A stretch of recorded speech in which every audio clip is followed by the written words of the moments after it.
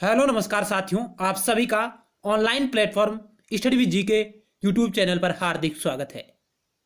तो साथियों, आज की हमारी चर्चा का विषय है भारतीय संविधान एवं राज्य व्यवस्था के अंतर्गत भारतीय संसद से जुड़े 70 महत्वपूर्ण सवालों के बारे में साथियों आज हम चर्चा करेंगे। ये साथियों महत्वपूर्ण प्रश्न आगामी प्रतियोगी परीक्षाओं की दृष्टि से आपके लिए लाभदायक सिद्ध हो सकते हैं। तो आइए साथियों उन्हीं 70 महत्वपूर्ण प्रश्नों के बारे में चर्चा करेंगे।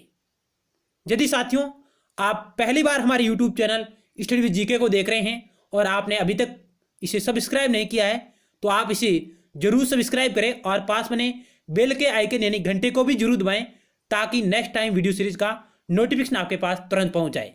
साथियों, आपको हमारा प्रयास सार्थक लग रहा हो तो आप इसे लाइक करिएगा, अपने दोस्तों के साथ शेयर करिएगा और कमेंट बॉक्स में कमेंट भी करिएगा। साथियों तो साथियों पहला क्वेश्चन आपकी स्क्रीन पर रहा है। ये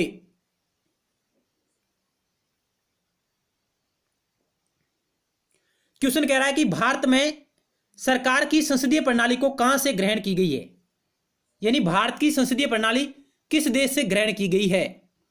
अमेरिकी संविधान से, रूसी संविधान से और ब्रिटिश संविधान से और स्विस संविधान से। तो साथियों इस क्वेश्चन का ऑप्शन सी राइट हो जाएगा। भारत सरकार ने संसदीय प्रणाली है जो ब्रिटिश संविधान से ग्रहण की थी। नेक्स्ट क्वेश्चन 2 नंबर, भारतीय संसद के कितने अंग हैं? 2, 3, 4, 1। तो साथियों भारतीय संसद के 3 अंग है, ऑप्शन बी राइट हो जाएगा 3, जिसमें साथियों राष्ट्रपति, लोकसभा और राज्यसभा।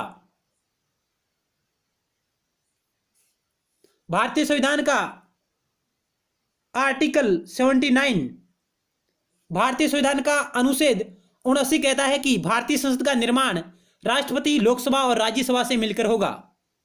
यानी भारतीय संविधान का अनुच्छेद 79 कहता है, 79 कहता है कि भारतीय संसद का निर्माण राष्ट्रपति, लोकसभा, राज्यसभा इन 3 अंगों से मिलकर होगा।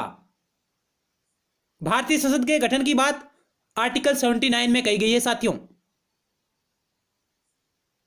जबकि लोकसभा के गठन की बात साथियों आर्टिकल 81 में की गई है और राज्यसभा के गठन की बात साथियों आर्टिकल 80 में कही गई है।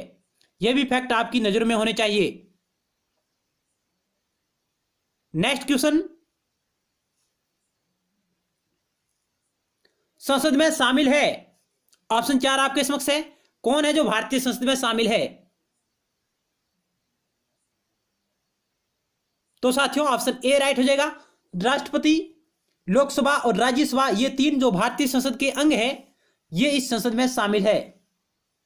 ऑप्शन ए आपका राइट आंसर हो जाएगा इस क्वेश्चन का। नेक्स्ट क्वेश्चन 4 नंबर आपकी स्क्रीन पर रहा। भारत में संसदीय ढांचे में 2 अस्थायी सदनों का नाम बताइए। यानी भारत में जो संसदीय ढांचा अपनाया गया है उसमें 2 अस्थायी सदनों का आपको नाम बताना है साथियों। ऑप्शन आपके समक्ष रहे। तो साथियों इस क्वेश्चन का ऑप्शन डी राइट हो जाएगा।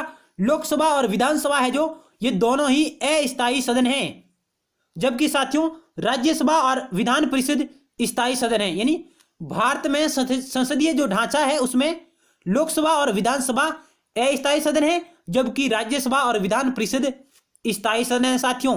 ये फैक्ट आपकी नजरों में होना चाहिए। तो इस क्वेश्चन का ऑप्शन डी राइट है। नेक्स्ट सवाल आपकी स्क्रीन पर रहा 5 नंबर,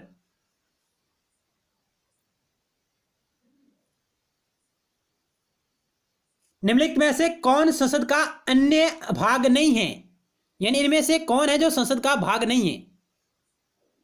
तो साथियों इस क्वेश्चन का ऑप्शन बी राइट हो जाएगा। उपराष्ट्रपति भारतीय संसद का भाग नहीं है। नेक्स्ट क्वेश्चन 6 नंबर, संसद के 2 सत्रों के बीच निम्नलिखित में से अधिक कितने समय का अंतराल दिया जा सकता है? यानी भारतीय संसद के दोनों सत्रों के मध्य निम्न में से अधिक कितने समय का अंतराल दिया जा सकता है? 4 मास, 6 मास, 8 मास, 9 मास। तो साथियों इस क्वेश्चन का ऑप्शन बी राइट हो जाएगा, 6 मास। यानी भारतीय संसद के दोनों सदनों यानी दो सत्रों के मध्य जो अंतराल है वो 6 महीने का है।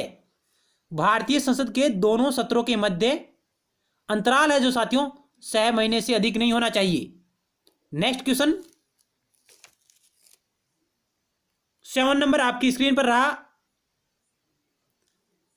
संसद के दोनों सदनों में से किसी धनेतर यानी धन से इतर नॉन मनी विधेयक संबंधी असहमति होने पर क्या होगा इस क्वेश्चन का राइट आंसर, जो कह रहा है कि संसद के दोनों सदनों में से किसी धनेतर यानी धन से इतर नॉन मनी विधेयक संबंधी असहमति होने पर विधेयक रद्द हो जाएगा।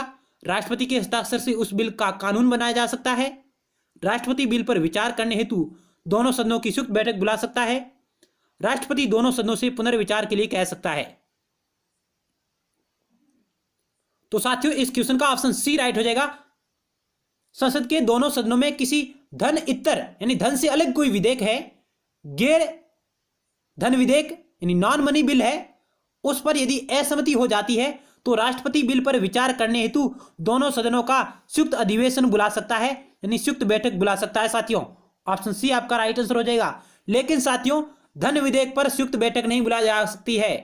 यह फैक्ट आपकी नजरों में होना चाहिए कि धन विधेयक और संविधान संशोधन विधेयक पर संयुक्त बैठक का कोई प्रावधान नहीं है। धन विधेयक और संविधान संशोधन विधेयक पर संयुक्त बैठक का कोई प्रावधान नहीं है। और यह बैठक साथियों किस अनुच्छेद के तहत बुलाई जाती है, तो साथियों भारतीय संविधान का आर्टिकल 108 संयुक्त बैठक का प्रावधान करता है। भारतीय संविधान का आर्टिकल 108 दोनों सदनों की संयुक्त बैठक का प्रावधान करता है यदि इन दोनों में गतिरोध हो जाए किसी बिल पर। नेक्स्ट क्वेश्चन 8 नंबर साथियों आपकी स्क्रीन पर रहा। संसद की लोक लेखा समिति का अध्यक्ष नियुक्त किया जाता है। संसद की लोक लेखा समिति का अध्यक्ष नियुक्त किया जाता है लोकसभा के अध्यक्ष द्वारा, भारत के प्रधानमंत्री द्वारा, भारत के राष्ट्रपति द्वारा, राज्यसभा के अध्यक्ष द्वारा। तो साथियों इस क्वेश्चन का ऑप्शन ए राइट हो जाएगा। लोकसभा के अध्यक्ष द्वारा लोक लेखा समिति के अध्यक्ष की नियुक्ति की जाती है। साथियों ऑप्शन ए आपका राइट आंसर है। नेक्स्ट क्वेश्चन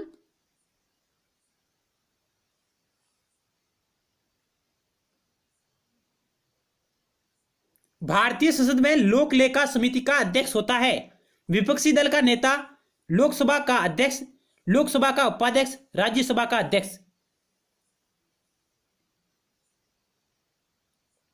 तो साथियों इस क्वेश्चन का ऑप्शन ए राइट हो जाएगा। भारतीय संसद में लोक लेखा समिति का अध्यक्ष है जो साथियों विपक्षी दल से चुना जाता है।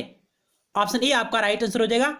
लोक लेखा समिति का अध्यक्ष विपक्षी दल का नेता होता है। साथियों नेक्स्ट क्वेश्चन, निम्न में से कौन सी समिति संसद की स्थायी समिति नहीं है, यानी वह समिति जो संसद की स्थायी समिति नहीं है वो आपको चयन करना है। तो साथियों इस क्वेश्चन का ऑप्शन डी राइट हो जाएगा। वित्त मंत्रालय की परामर्शदात्री समिति यह संसद की स्थायी समिति नहीं है, यह साथियों अस्थायी समिति है। जबकि साथियों ये लोक लेखा समिति, प्राक्कलन समिति और लोक उपक्रम समिति ये साथियों तीनों ही स्थायी समितियां हैं और ये तीनों वित्तीय समितियां हैं। साथियों कैसी समिति है? वित्तीय समिति है।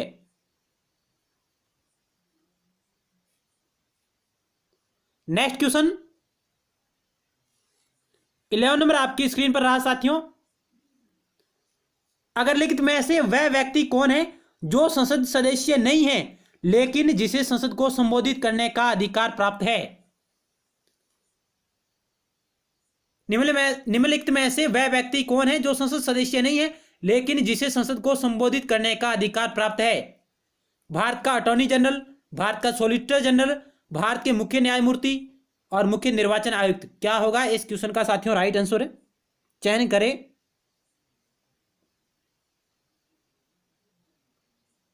तो साथियों इस क्वेश्चन का ऑप्शन ए राइट हो जाएगा। भारत का अटॉर्नी जनरल है साथियों महान्यायवादी, जिसे कहा जाता है महान्यायवादी है जो साथियों वह संसद का सदस्य न होते हुए भी संसद को संबोधित कर सकता है, संसद की बैठकों में भाग ले सकता है। भारत का महान्यायवादी संसद का सदस्य नहीं होता है, लेकिन वह संसद के दोनों सदनों में भाग ले सकता है, उसे संबोधित कर सकता है, बैठक में भाग ले सकता है, लेकिन साथियों अपने मत का प्रयोग नहीं कर सकता। ऑप्शन ए आपका राइट आंसर हो जाएगा। नेक्स्ट क्वेश्चन,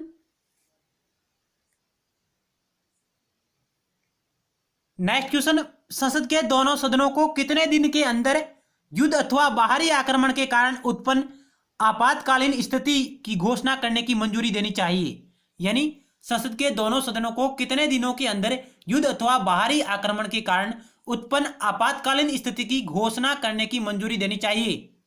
वो समय सीमा क्या है साथियों? तो इस क्वेश्चन का ऑप्शन बी राइट हो जाएगा, 1 महीने के भीतर।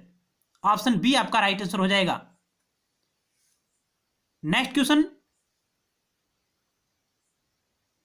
नागरिकता प्राप्त करने के लिए शर्तें निर्धारित करने वाला सक्षम निकाय कौन सा है? नागरिकता प्राप्त करने के लिए शर्तें निर्धारित करने वाला सक्षम निकाय कौन सा है? तो साथियों इस क्वेश्चन का ऑप्शन सी हो जाएगा, केवल संसद। ऑप्शन सी आपका राइट आंसर है, यानी संसद है जो नागरिकता पर कानून बना सकती है। भारतीय संसद अनुच्छेद 11 के तहत, क्योंकि साथियों भारतीय संविधान के भाग 2 में नागरिकता संबंधी प्रावधान है, अनुच्छेद 2 से 11 तक। और अनुच्छेद 11 कहता है कि नागरिकता संबंधी विधि बनाने का अधिकार संसद को होगा। नागरिकता पर विधि बनाने का अधिकार भारतीय संसद को होगा, अनुच्छेद 11 कहता है। और इस अनुच्छेद के तहत ही साथियों 1955 में नागरिकता अधिकार अधिनियम लाया गया था। इस अनुच्छेद के तहत ही साथियों 1955 में नागरिकता अधिकार अधिनियम लाया गया था। नेक्स्ट क्वेश्चन, संसद के किसी सदस्य की सदस्यता तब समाप्त समझी जाती है यदि वह बिना सदन को सूचित किए अनुपस्थित रहता है कितने दिनों तक? इस क्वेश्चन का क्या होगा राइट आंसर?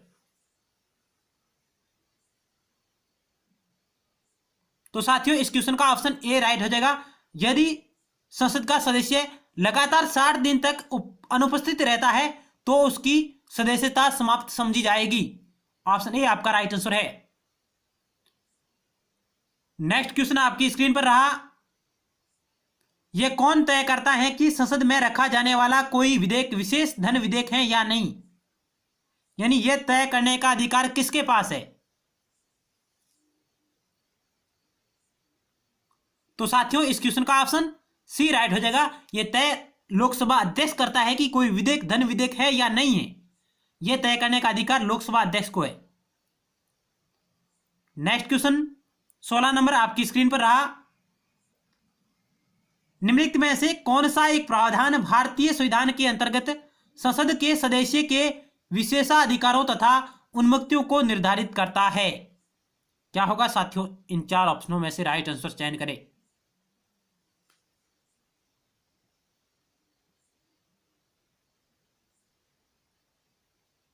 तो साथियों ऑप्शन बी राइट हो जाएगा, अनुच्छेद 105।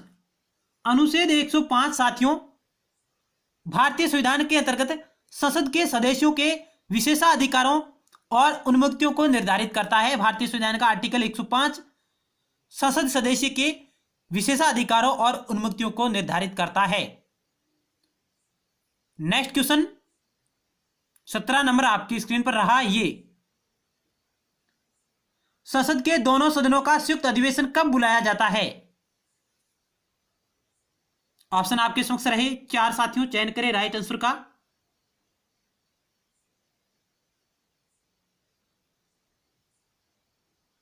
तो साथियों इस क्वेश्चन का ऑप्शन डी राइट हो जाएगा, बी और सी दोनों सही है। यह जब बुलाया जाता है तब साथियों एक सदन द्वारा पारित विधेयक दूसरे सदन द्वारा अस्वीकार कर दिया जाए, ऐसी स्थिति में संयुक्त अधिवेशन बुलाया जा सकता है। विधेयक में किए जाने वाले संशोधनों के संदर्भ में दोनों सदन यदि असहमत है तो भी संयुक्त अधिवेशन बुलाया जा सकता है। यानी ऑप्शन डी आपका राइट आंसर हो जाएगा, बी और सी दोनों सही है।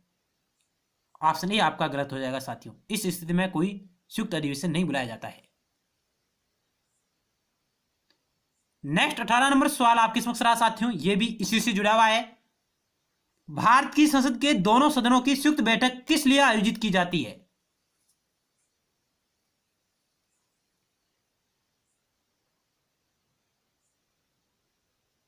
तो साथियों इस क्वेश्चन का ऑप्शन डी राइट हो जाएगा। भारतीय संसद के दोनों सदनों की संयुक्त बैठक उन विधेयकों पर विचार करने तथा उसे पारित करने के लिए आयोजित की जाती है जिन पर दोनों सदनों में मतभेद हो, यानी ऑप्शन डी आपका राइट आंसर है। नेक्स्ट क्वेश्चन साथियों 19 नंबर आपकी स्क्रीन पर रहा। ये संसद के दोनों सदनों के संयुक्त अधिवेशन को कौन बुलाता है? यानी संसद के दोनों सदनों के संयुक्त अधिवेशन को कौन बुलाता है? लोकसभा अध्यक्ष, राष्ट्रपति, प्रधानमंत्री, राज्यसभा का अध्यक्ष। क्या होगा साथियों इस क्वेश्चन का राइट आंसर? तो साथियों ऑप्शन बी राइट हो जाएगा, राष्ट्रपति। ऑप्शन बी आपका राइट आंसर हो जाएगा, यानी संयुक्त अधिवेशन को बुलाता राष्ट्रपति है साथियों। आर्टिकल 108 इसके बारे में प्रावधान करता है भारतीय संविधान का अनुच्छेद 108। नेक्स्ट क्वेश्चन, भारत में संसद की संयुक्त बैठक की अध्यक्षता निम्नलिखित में से कौन करता है? यानी संसद के संयुक्त अधिवेशन की अध्यक्षता किसके द्वारा की जाती है?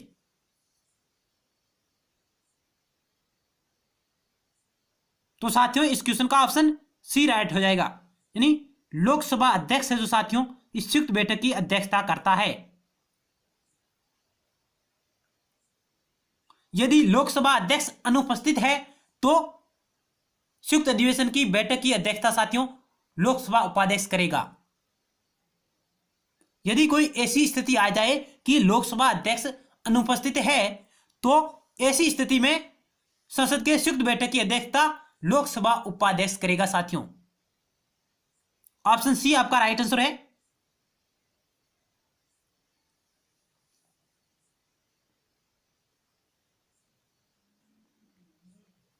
संसद के दोनों सदनों की संयुक्त बैठक को भेजे गए विधेयक का पारित होना चाहिए, यानी जब संसद के दोनों सदनों की संयुक्त बैठक में कोई विधेयक पारित होना होता है तो वो किस प्रकार पारित होगा? ऑप्शन ए उपस्थित सदस्यों के साधारण बहुमत से, कुल सदस्यों के पूर्ण बहुमत से, उपस्थित सदस्यों के 2/3 बहुमत से और उपस्थित सदस्यों के 3/4 बहुमत से। साथियों बहुत ही अच्छा सवाल है कि संसद के दोनों सदनों की संयुक्त बैठक में कोई विधेयक पारित होना चाहिए, तो इस क्वेश्चन का क्या होगा राइट आंसर? तो साथियों इस क्वेश्चन का ऑप्शन ए राइट हो जाएगा।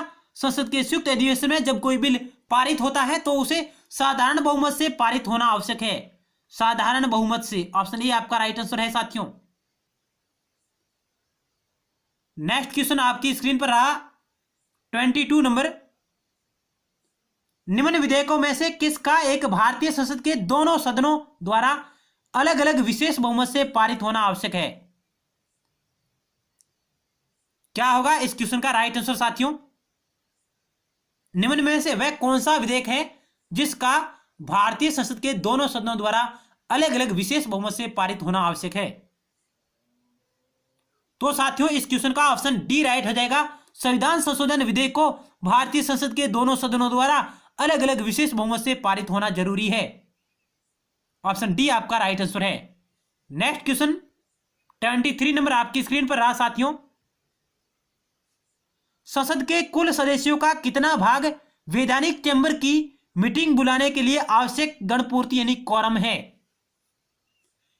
1/10 भाग, 1/6 भाग, 1/4 भाग, 1/3 भाग। तो साथियों इस क्वेश्चन का ऑप्शन ए राइट हो जाएगा। 1/10 भाग है जो संसद के कुल सदस्यों का 1/10 भाग वैधानिक चैम्बर की मीटिंग बुलाने के लिए आवश्यक गणपूर्ति है अर्थात क्वारम है साथियों, 1/10 भाग। नेक्स्ट क्वेश्चन 24 नंबर आपकी स्क्रीन पर रहा, ये कौन सा संविधान संशोधन अधिनियम संसद सदस्यों और विधानसभा सदस्यों की अयोग्यता से संबंधित है? भारतीय संविधान का कौन सा संशोधन अधिनियम संसद सदस्यों और विधानसभा के सदस्यों की अयोग्यता संबंधी प्रावधानों को निश्चित करता है? तो साथियों ऑप्शन बी राइट हो जाएगा। 52वां संविधान संशोधन अधिनियम 1985 है जो साथियों यह संसद के सदस्यों की अयोग्यता को निर्धारित करता है, साथ ही विधानसभा के सदस्यों की अयोग्यता संबंधी प्रावधान करता है।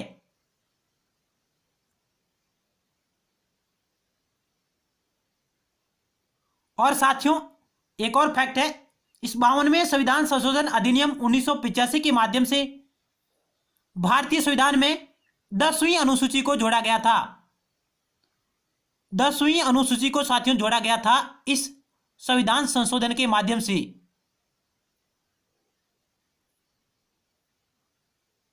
और 10वीं अनुसूची दल बदल के आधार पर साथियों संसद सदस्यों को अयोग्य मानती है। यानी भारतीय संविधान की 10वीं अनुसूची में दल बदल के आधार पर संसद सदस्यों और विधानसभा के सदस्यों की अयोग्यता संबंधी प्रावधान किए गए हैं और यह जोड़ी गई थी 52वें संविधान संशोधन अधिनियम 1985 के माध्यम से। नेक्स्ट क्वेश्चन के बारे में चर्चा करते हैं।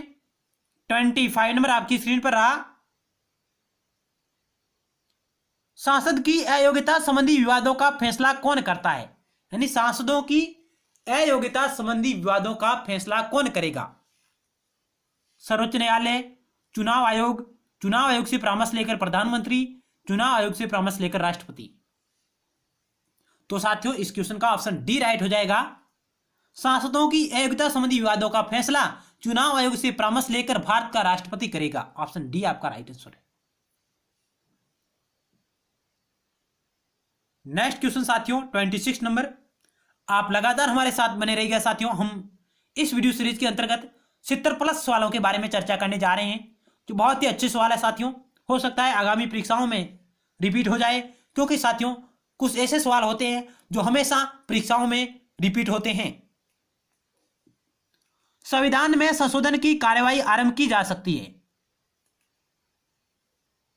क्या होगा इस क्वेश्चन का राइट आंसर?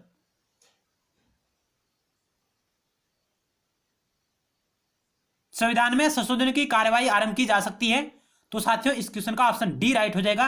यदि संसद के किसी भी सदन में कोई विधेयक पेश कर दिया जाता है तो संविधान में संशोधन की कार्यवाही आरंभ मानी जाएगी। ऑप्शन डी आपका राइट आंसर है। यानी संविधान संशोधन संबंधी विधेयक है वो साथियों किसी भी सदन में लाया जा सकता है। संविधान संशोधन संबंधी विधेयक भारतीय संसद के किसी भी सदन में लाया जा सकता है। ऑप्शन डी आपका राइट आंसर होगा। Next question.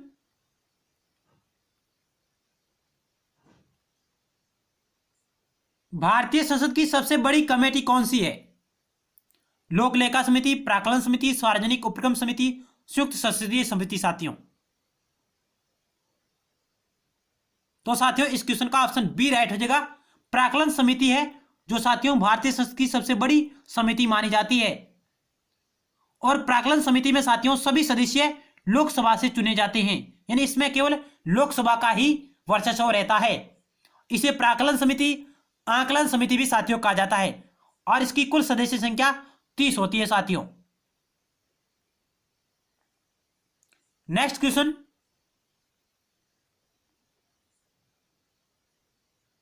भारत की संचित निधि से धन निर्गम पर किसका नियंत्रण है? भारत की संचित निधि से धन निर्गम पर किसका नियंत्रण है? तो साथियों इस क्वेश्चन का ऑप्शन डी राइट हो जाएगा, संसद का। नेक्स्ट क्वेश्चन 29 नंबर आपकी स्क्रीन पर रहा। भारत में किस संसदीय समिति की सामान्यतः अध्यक्षता विपक्ष के प्रमुख सदस्यों द्वारा की जाती है?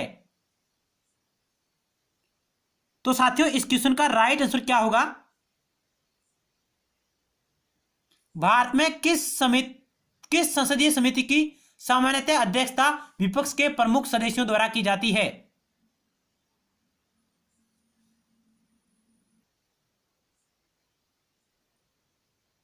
तो 29 नंबर क्वेश्चन का राइट आंसर ऑप्शन डी हो जाएगा साथियों, लोक लेखा समिति। यानी लोक लेखा समिति की अध्यक्षता सामान्यतः विपक्ष के प्रमुख सदस्यों द्वारा की जाती है। ऑप्शन डी आपका राइट आंसर हो जाएगा। नेक्स्ट क्वेश्चन साथियों,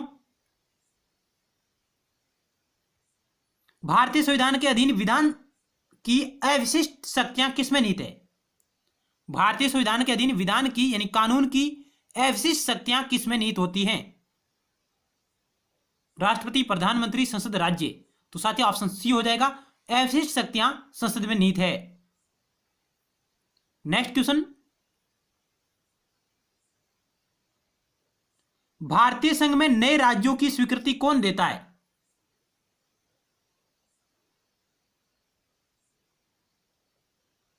तो साथियों इस क्वेश्चन का ऑप्शन डी राइट हो जाएगा, संसद। 32 नंबर सवाल, अखिल भारतीय सेवाओं के सर्जन की शक्ति किससे प्राप्त है? अखिल भारतीय सेवाओं के सर्जन की शक्ति किससे प्राप्त है? तो साथियों ऑप्शन बी हो जाएगा, संसद को। और साथियों राज्यसभा अनुच्छेद 312 के तहत अखिल भारतीय सेवाओं का सर्जन कर सकती है।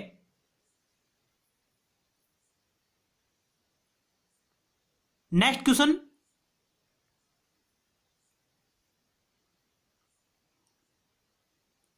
निम्नलिखित में से कौन भारत में कानूनों को बनाता है?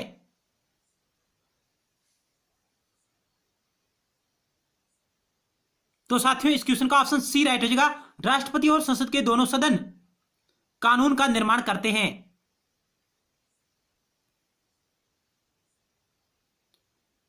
संसदीय शब्दावली में समापन से क्या आशय है?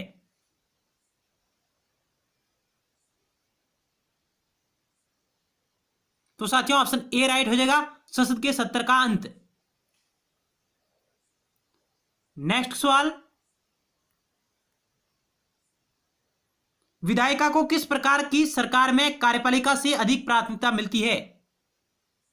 यानी विधायिका को किस प्रकार की सरकार में कार्यपालिका से अधिक प्राथमिकता मिलती है? संसदीय सरकार में, संघीय सरकार में, राष्ट्रपति सरकार में, अधिकारवादी सरकार में। तो साथियों ऑप्शन ए राइट हो जाएगा, संसदीय सरकार में। नेक्स्ट क्वेश्चन, निम्नलिखित में से कौन हमारे देश के दोनों में से किसी भी सदन का सदस्य नहीं होता? यानी निम्नलिखित में से कौन हमारे देश के दोनों सदनों में से किसी भी सदन का सदस्य नहीं होता है? तो साथियों इस क्वेश्चन का ऑप्शन सी राइट हो जाएगा, राष्ट्रपति संसद के दोनों सदनों के किसी भी सदन का सदस्य नहीं होता है। ऑप्शन सी आपका राइट आंसर।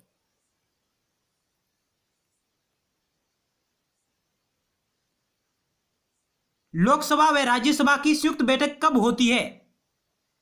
यानी लोकसभा व राज्यसभा की संयुक्त बैठक कब होती है?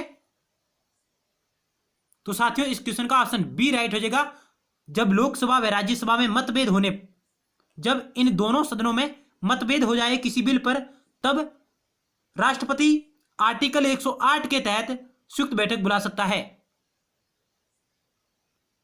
नेक्स्ट क्वेश्चन,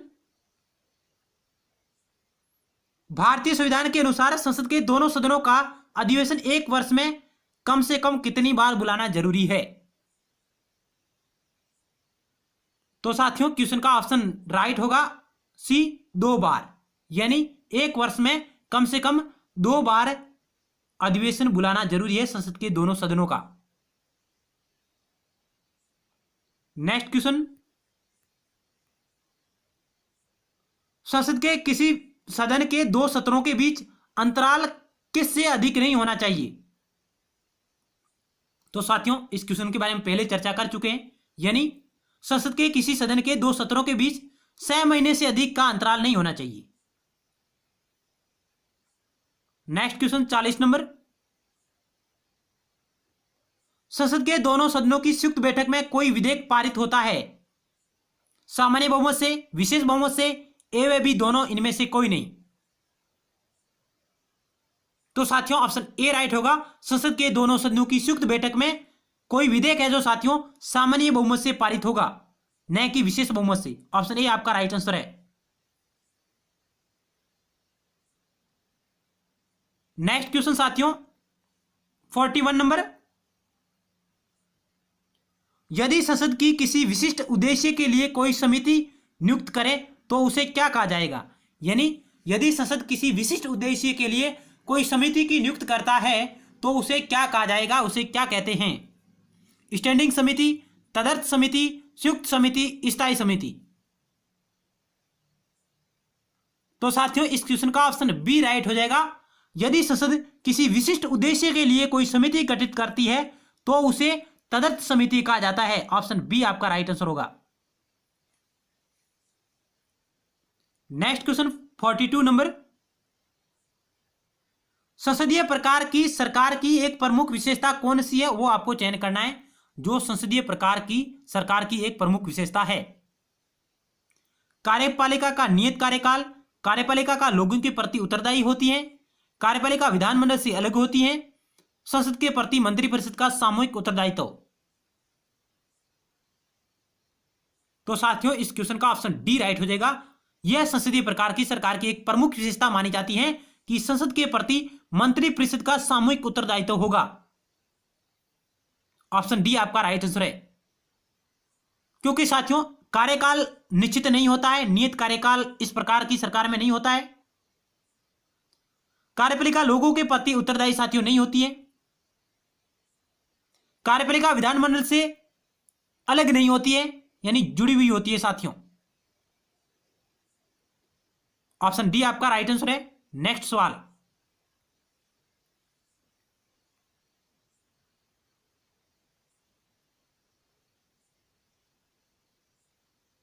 भारत में संसद की वित्तीय समितियां निम्नलिखित में से कौन सी है? भारत में संसद की वित्तीय समितियां निम्नलिखित में से कौन सी है साथियों? लोक लेखा समिति, प्राक्कलन समिति, लोक उपक्रम समिति। सही कोड का आपको चयन करना है।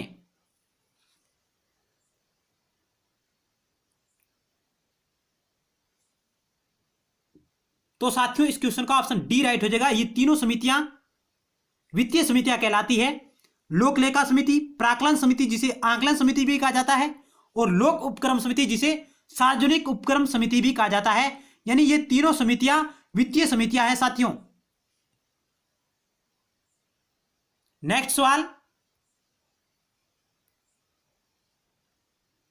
भारतीय संसद राज्य के किसी विषय पर कानून बनाने के लिए सक्षम है यदि ऑप्शन ए अनुच्छेद 352 के अंतर्गत आपात स्थिति लागू हो, ऑप्शन बी देश के 2 या 2 से अधिक राज्यों की विधानसभा इसका अनुरोध करें, ऑप्शन सी राष्ट्रपति इस आशय का संदेश संसद को भेजे। तो साथियों इस क्वेश्चन का ऑप्शन डी राइट हो जाएगा। ए और बी दोनों सही है। यानी भारतीय संसद राज्य के किसी विषय पर कानून बनाने के लिए सक्षम है यदि वहां पर अनुच्छेद 352 के अंतर्गत आपात स्थिति लागू होती है तब, और यदि 2 या 2 से अधिक राज्य की विधानसभा इसका कोई अनुरोध करे तो भारतीय संसद राज्य सूची के किसी विषय पर कानून बना सकती है। नेक्स्ट सवाल, भारतीय संसद में कोई विधेयक परवर समिति को भेजा जा सकता है प्रथम वाचन के बाद, दूसरे वाचन के बाद, दूसरे वाचन के दौरान, सामान्य चर्चा के बाद, अध्यक्ष के विवेक से किसी भी अवस्था में। क्या होगा इस क्वेश्चन का राइट आंसर साथियों?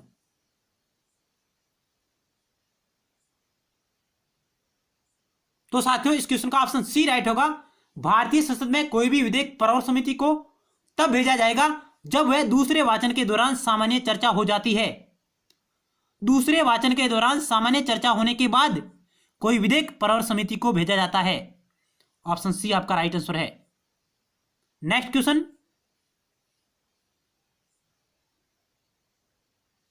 भारतीय संविधान की किस अनुसूची के तहत भारत का राष्ट्रपति केंद्रीय मंत्रियों को पद व गोपनीयता की शपथ दिलाता है? भारतीय संविधान की किस अनुसूची के तहत भारत का राष्ट्रपति केंद्रीय मंत्रियों को पद व गोपनीयता की शपथ दिलाता है? दूसरी अनुसूची, तीसरी अनुसूची, चौथी अनुसूची और 7वीं अनुसूची। क्या होगा साथियों इस क्वेश्चन का राइट आंसर?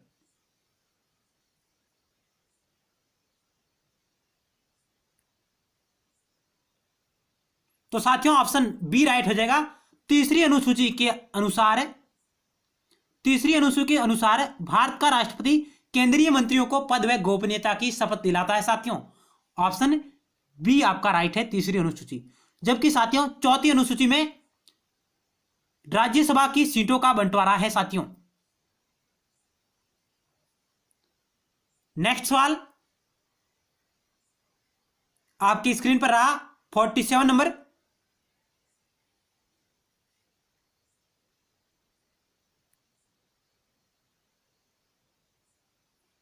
संसद में आधिकारिक विपक्षी समूह के रूप में मान्यता प्राप्त करने के लिए उसको कितने सदस्य होना चाहिए?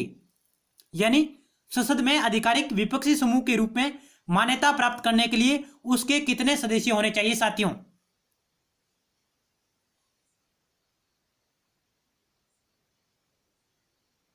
तो इस क्वेश्चन का ऑप्शन डी राइट हो जाएगा।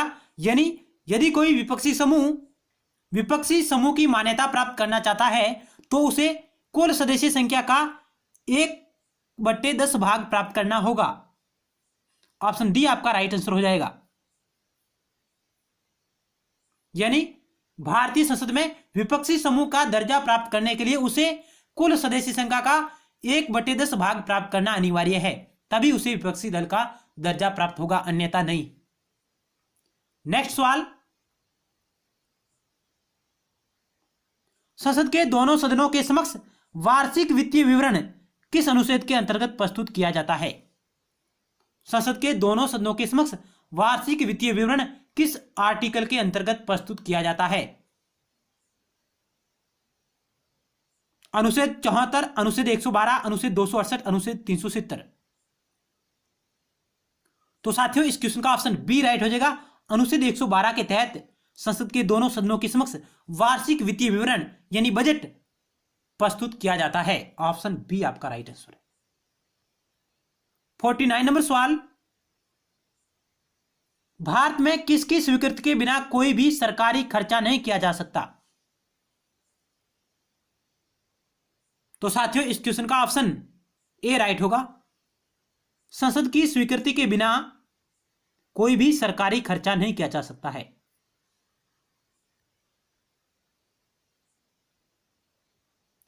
केंद्रीय मंत्रिपरिषद के मंत्री राष्ट्रपति के प्रसाद पर्यंत पद धारण करेंगे, यह प्रावधान नीत है। यानी केंद्रीय मंत्रिपरिषद के मंत्री राष्ट्रपति के प्रसाद पर्यंत पद धारण करेंगे, यह प्रावधान का नीत है। अनुच्छेद 74 में, अनुच्छेद 75 में, भारतीय संविधान में कहीं भी नहीं। अनुच्छेद 93 में क्या होगा साथियों? इस क्वेश्चन का राइट आंसर है। तो साथियों ऑप्शन बी राइट हो जाएगा। भारतीय संविधान का अनुच्छेद 75 कहता है कि केंद्रीय मंत्रिपरिषद के मंत्री राष्ट्रपति के प्रसाद पर्यंत अपना पद धारण करेंगे, यह प्रावधान अनुच्छेद 75 में है। और 75 के अंतर्गत धारा 2 यानी 75 का खंड 2 जिसमें यह विशेष रूप से उल्लेखित है। नेक्स्ट सवाल,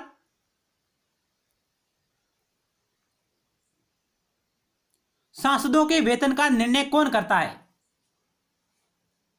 तो साथियों ऑप्शन ए राइट होगा। संसद है जो सांसदों के वेतन का निर्णय करती है। नेक्स्ट सवाल, लोकसभा अध्यक्ष के वेतन और भत्ते कौन निर्धारित करता है? लोकसभा अध्यक्ष के वेतन और भत्ते कौन निर्धारित करता है? तो साथियों ऑप्शन डी राइट होगा। संसद निर्धारित करती है। नेक्स्ट क्वेश्चन,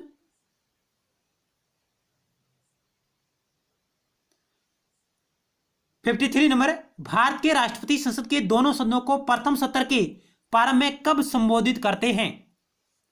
भारत के राष्ट्रपति संसद के दोनों सदनों को प्रथम सत्र के प्रारंभ में कब संबोधित करते हैं? क्या होगा इस क्वेश्चन का राइट आंसर?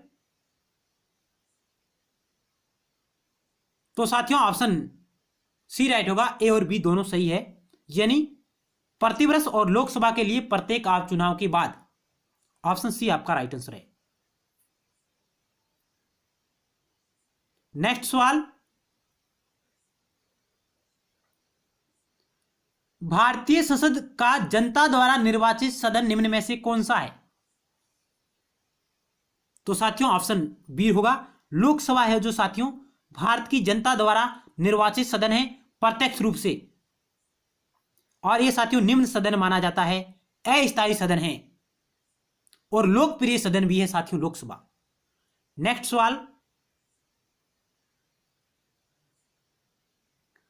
भारतीय संसद के कामकाज में शून्यकाल का अर्थ क्या है?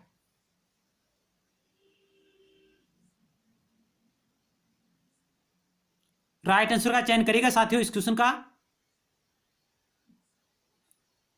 तो साथियों इस क्वेश्चन का ऑप्शन सी राइट होगा, यानी भारतीय संसद के कामकाज में शून्यकाल का अर्थ है प्रश्नकाल और अगली कार्यवाही के सूची के बीच का समय।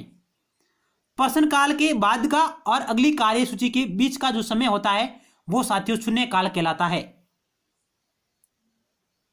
नेक्स्ट सवाल, निम्न में से कौन सा प्रशासन पर विधायी नियंत्रण के अंतर्गत नहीं आता? यानी इनमें से कौन सा प्रशासन पर विधायी नियंत्रण के अंतर्गत नहीं आता है? शून्यकाल, स्थगन प्रस्ताव, बजट सत्र, किसी विधेयक का निरूपण। तो साथियों ऑप्शन ए राइट होगा, शून्यकाल। नेक्स्ट सवाल,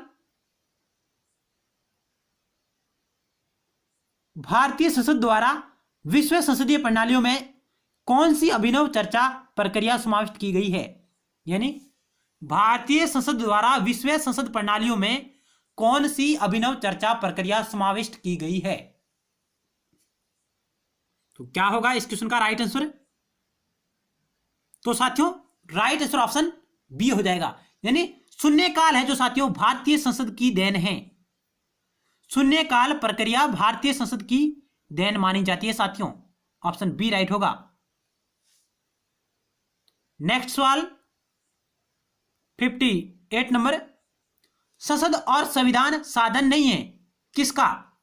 विधिक न्याय का, राजनीतिक न्याय का, आर्थिक न्याय का, सामाजिक न्याय का। तो साथियों ऑप्शन ए राइट हो जाएगा, संसद और संविधान विधिक न्याय के साधन नहीं है। नेक्स्ट क्वेश्चन,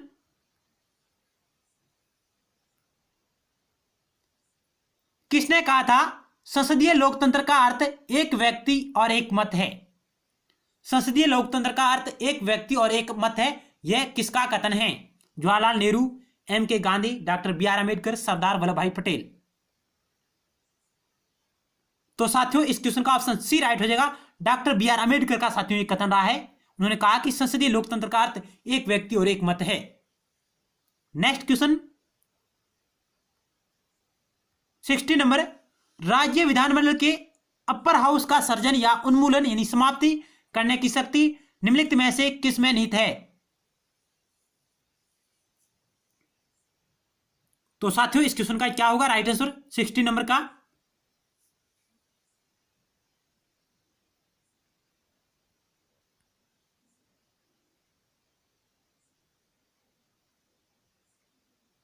तो साथियों इस क्वेश्चन का ऑप्शन बी राइट हो जाएगा, यानी राज्य विधानमंडल के अपर हाउस का सर्जन या उन्मूलन करने की शक्ति है वो साथियों भारत की संसद में निहित है, यानी अर्थात विधान परिषद।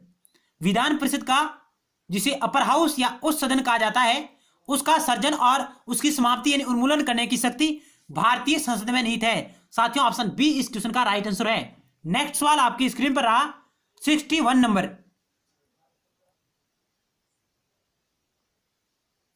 पहला अविश्वास प्रस्ताव किसके विरुद्ध लाया गया था? ऑप्शन साथियों आपके समक्ष रहे, नेहरू सरकार के विरुद्ध, शास्त्री सरकार के विरुद्ध, इंदिरा गांधी सरकार के विरुद्ध, मनमोहन सिंह सरकार के विरुद्ध। यानी पहला अविश्वास प्रस्ताव किसके विरुद्ध लाया गया था? तो साथियों इस क्वेश्चन का क्या होगा right answer? Option A right होगा साथियों, नेहरू सरकार के विरुद्ध पहला अविश्वास प्रस्ताव लाया गया था, लेकिन साथियों यह पारित नहीं हुआ था। लाया गया था लेकिन पारित नहीं हुआ था। कब लाया गया? 1963 में साथियों लाया गया था पहली बार। और साथियों अविश्वास प्रस्ताव लोकसभा में लाया जाता है विपक्षी दल के द्वारा, जबकि विश्वास प्रस्ताव साथियों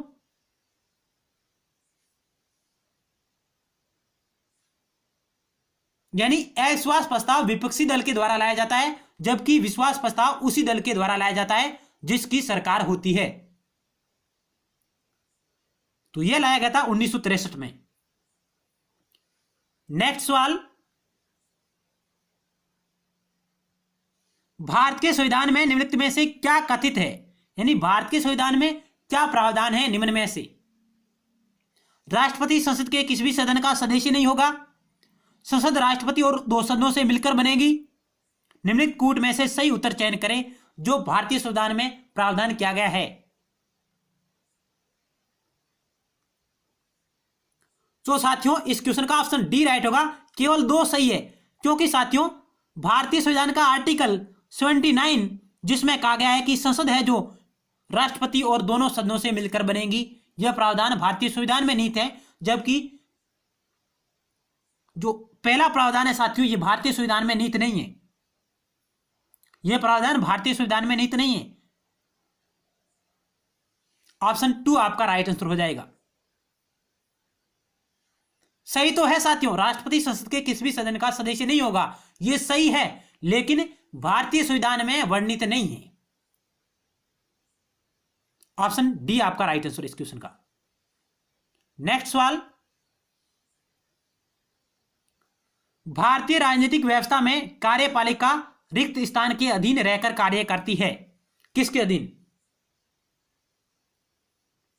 तो साथियों भारतीय राजनीतिक व्यवस्था में कार्यपालिका न्यायपालिका के अधीन रहकर कार्य करती है। ऑप्शन ए आपका राइट आंसर होगा। नेक्स्ट सवाल, जब किसी संसद सदस्य को यह लगे कि किसी मंत्री ने मामले के तथ्यों को छुपाकर सदन का विशेषाधिकार भंग किया है तो उसके द्वारा उठाया गया प्रस्ताव क्या कहलाता है। अविश्वास प्रस्ताव, निंदा प्रस्ताव, विशेषाधिकार प्रस्ताव, कटौती प्रस्ताव। तो साथियों इस क्वेश्चन का ऑप्शन सी राइट होगा। यह प्रस्ताव साथियों विशेषाधिकार प्रस्ताव कहलाएगा। यानी जब किसी संसद सदस्य को यह लगे कि किसी मंत्री ने मामले के तथ्य को छुपाकर सदन का विशेषाधिकार भंग किया है तो उसके द्वारा उठाया गया प्रस्ताव विशेषाधिकार प्रस्ताव कहलाता है। नेक्स्ट सवाल,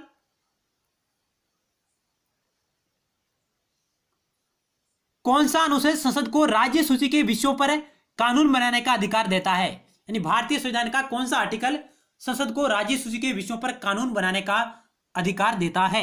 115, 183, 221, 249। तो साथियों इस क्वेश्चन का ऑप्शन डी राइट होगा। भारतीय संविधान का आर्टिकल 249 संसद को राज्य सूची के विषयों पर कानून बनाने की शक्ति प्रदान करता है।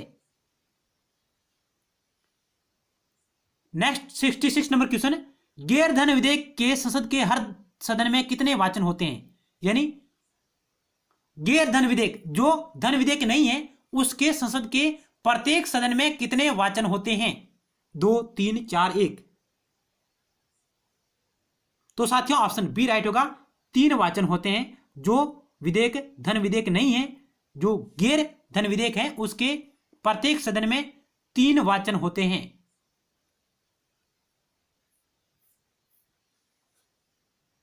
नेक्स्ट क्वेश्चन,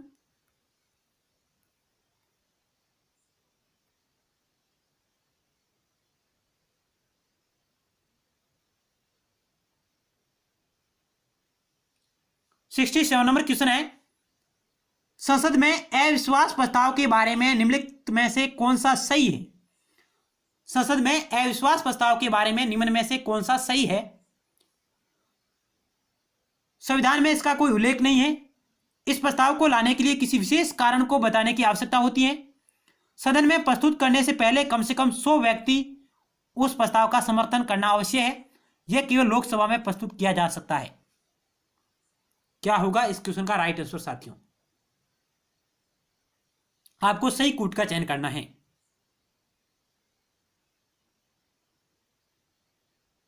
तो साथियों इस क्वेश्चन का ऑप्शन डी राइट हो जाएगा। पहला और चौथा साथियों सही है कि अविश्वास प्रस्ताव का भारतीय संविधान में कोई उल्लेख नहीं है, यह आपका सही होगा। और चौथा सही होगा, यह केवल लोकसभा में ही प्रस्तुत किया जा सकता है। जबकि साथियों दूसरा और तीसरा क्यों गलत हुए यह भी आपको देखना जरूरी है, क्योंकि साथियों इस प्रस्ताव को लाने के लिए किसी विशेष कारण को बताने की आवश्यकता नहीं होती है। यानी अविश्वास प्रस्ताव को लाने के लिए किसी विशेष कारण को बताने की आवश्यकता नहीं होती है। और तीसरा गलत इसलिए है कि सदन में प्रस्तुत करने से पहले कम से कम 50 व्यक्तियों का, यानी 50 संसद के जो 50 सांसद है उनका समर्थन अवश्य होना चाहिए। यानी सदन में प्रस्तुत करने से पहले कम से कम 50 संसद के सदस्य है उनका समर्थन अवश्य होना चाहिए। तो साथियों ऑप्शन डी आपका राइट आंसर हो जाएगा। पहला और चौथा सही है, दूसरा और तीसरा गलत है। नेक्स्ट सवाल,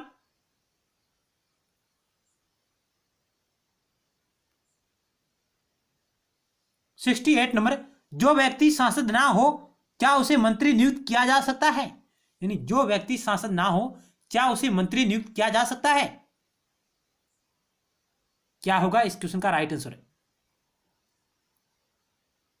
तो साथियों ऑप्शन डी राइट हो जाएगा। हां, पर उसे 6 महीने के भीतर संसद सदस्य बनना होगा। यानी मंत्री नियुक्त किया जा सकता है लेकिन उसे 6 महीने के भीतर संसद सदस्य बनना होगा। ऑप्शन डी आपका राइट आंसर होगा। नेक्स्ट सवाल,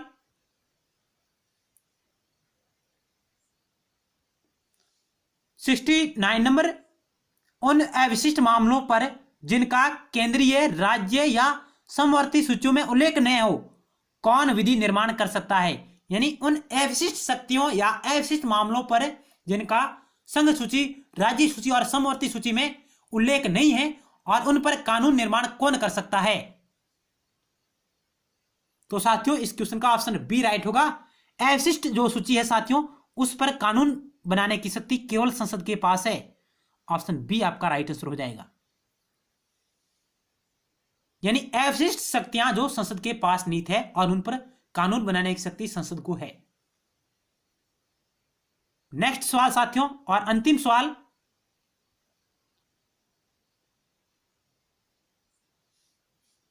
निम्न में से कौन सा प्रस्ताव संघीय बजट से संबंधित है? यानी निम्न में से कौन सा प्रस्ताव संघीय बजट से संबंधित है? स्थगन, निंदा, कटौती, उपयुक्त में से कोई नहीं। तो साथियों इस क्वेश्चन का ऑप्शन सी राइट हो जाएगा। कटौती प्रस्ताव संघीय बजट से संबंधित है। तो साथियों इस वीडियो सीरीज के अंतर्गत हमने भारतीय संविधान और राज्य व्यवस्था से जुड़े यानी भारत की संसद के संबंधित 70 महत्वपूर्ण सवालों के बारे में चर्चा की है। आपको हमारा प्रयास कैसा लगा आप अपने अमूल्य सुझाव कमेंट बॉक्स के माध्यम से दीजिएगा और लाइक और शेयर अपने मित्रों के साथ साथियों जरूर करिएगा। यदि आपने अभी तक हमारे YouTube channel study with GK को सब्सक्राइब नहीं किया है तो आप इसे जरूर सब्सक्राइब करिए और पास बने बेल के आइकन यानी घंटे को भी जरूर दबाइए ताकि नेक्स्ट टाइम वीडियो सीरीज का नोटिफिकेशन आपके पास तुरंत पहुंच जाए। क्योंकि साथियों हम प्रतिदिन महत्वपूर्ण सवाल आपके समक्ष लेके आ रहे हैं ताकि आपको इसका नोटिफिकेशन आपके पास तुरंत पहुंच जाए और हम निरंतर महत्वपूर्ण सवालों के बारे में भविष्य में चर्चा करते रहेंगे। धन्यवाद साथियों, मिलते हैं नेक्स्ट टाइम और महत्वपूर्ण सवालों के साथ।